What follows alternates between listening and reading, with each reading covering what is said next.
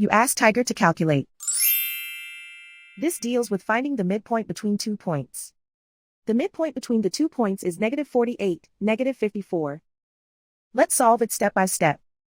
Plot the 2 points and calculate the midpoint using the formula. The coordinates of point 1 are, x1 equals -92, y1 equals -75. The coordinates of point 2 are, x2 equals -4, y2 equals -33.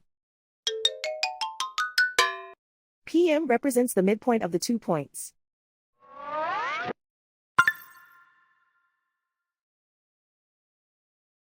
Use the x values in the midpoint formula to find the midpoints x.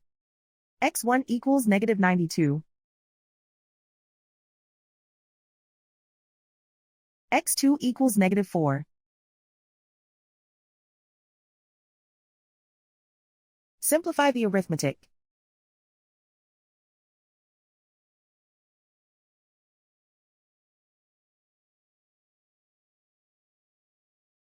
Use the y values in the midpoint formula to find the midpoints y. y1 equals -75. y2 equals -33. Simplify the arithmetic.